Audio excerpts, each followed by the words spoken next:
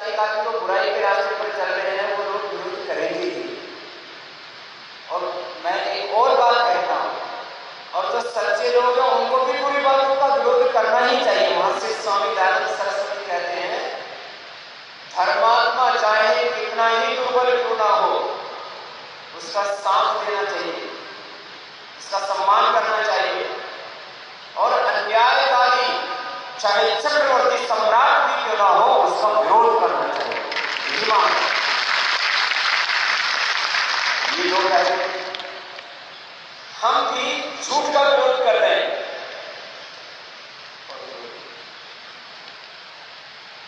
असत्य के पथ पर हैं, जो अशुभ मार्ग पर है, वो हमारा विरोध है।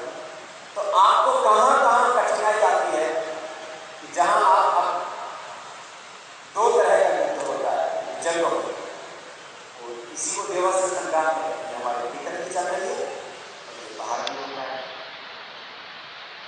पहले जो वार होते थे उसका हथियार होते थे, अब जो वार हो रहे हैं उसमें विचार केंद्र में हथियार के प्रयोग किए जाते हैं। ये गलत फहमियां हैं कि अब दुनिया में युद्ध खत्म हो चुके हैं। अब भी यूक्रेन के ऊपर युद्ध के बादल मंडरा रहे हैं, अभी भी इराक में युद्ध चल रहा है, अभी बहुत से इस्लामिक देशों के अंदर युद्ध चल रहे हैं, अभी भी इजराइल और उसके गाजा पट्टी में अभी भी युद्ध चल रहा है, अभी भी गृह युद्ध भी चल रहे हैं, और देश के अलग अलग देशों की सीमाओं पर भी युद्ध चल रहे हैं। वार खत्म नहीं हुई, और ज्ञान शक्ति, अर्थ शक्ति और सैन्य शक्तियों में संघर्ष तो चलता है। ये संघर्ष तभी रुक सकते हैं जब सभी पूर्ण धर्मात्मा हो, जब सबको ये समझ में आ जाए कि युद्धों से विनाश ही है। लेकिन ऐसा तो संभव नहीं, क्योंकि करप्ट कॉर्पोरेट्स, करप्ट पॉलिटिशियंस और करप्ट एग्जीक्यूटिव्स, ये पावर बेस्ड पोजीशन में विश्वास रखते हैं। पावर बेस्ड पोजीशन मेकिंग जो conditions, ignorance and ego based जो आइडियोलॉजी है, पर्सन्स है जिनमें ईगो है, इग्नोरेंस है, पावर की भूख है, और दुनिया का सारा सुख अकेले भोगने की भूख है। कहा जाता है कि सारी दुनिया की संपत्ति एक भी व्यक्ति को तृप्ति नहीं दे सकती,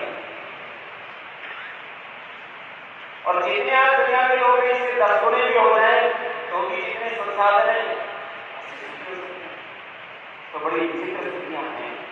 इन सब के बीच में मैं कह रहा था, आपको कहां कहां कौन सी ऐसी परिस्थितियां आती हैं जब आपको किसी भी प्रश्न का उत्तर देने, जो विरोधी हम पर प्रहार करते हैं, वार करते हैं, उस समय आपको कहां कहां उत्तर देने में कठिनाई आती है, तो वो प्रश्न आप मुझसे पूछ सकते हैं, क्योंकि सोशल मीडिया में तो वार बहुत जबरदस्त रहता है।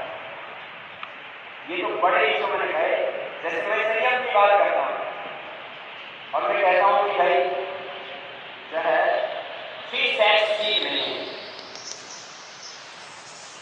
इसी के ऊपर मेरा विरोध शुरू हो जाता है कि बाबा जी आप क्या करते हैं, हम कुछ भी करें, अरे तुम कुछ कैसे भी करोगे, ये सारी सृष्टि स्वयं में नियंत्रित है, तो मनुष्य तो इसकी सबसे श्रेष्ठ इकाई है, उसको सबसे ज्यादा नियंत्रित होना चाहिए।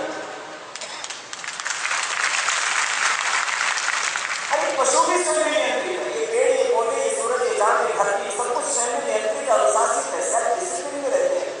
तो आप उद्विग्नता को, उद्दंडता को आप स्वतंत्रता कैसे कर सकते हैं? तो इसके ऊपर हमारी बहुत कोशिश करी। एक बार तो टीवी का एक बहुत बड़ा एंकर माना जाता था अपने जमाने का, आज से 7-8 साल पहले की बात, मुझे बुलाया, एक और किसी तथाकथित संत को बुलाया जो ओशो का अपने आप को शिष्य कहता था और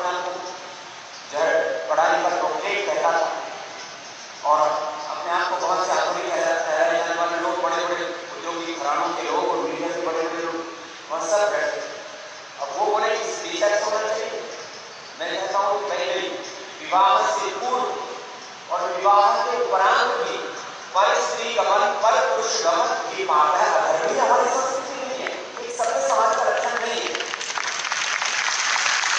तो जो है इसका विरोध करे वो सब लोग, मैं आ गया और सब विरोध करे। बोलिए इससे आपको क्या हुई?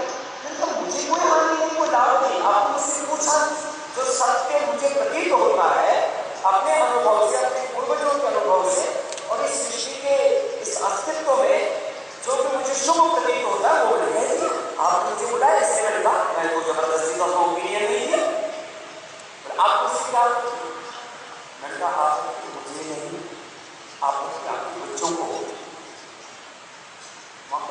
युवा बैठे। मैंने कहा बच्चों आप लोग चाहते हो कि आपकी माँ जो है वो आपके पिता के अलावा किसी और से संपर्क में रहे?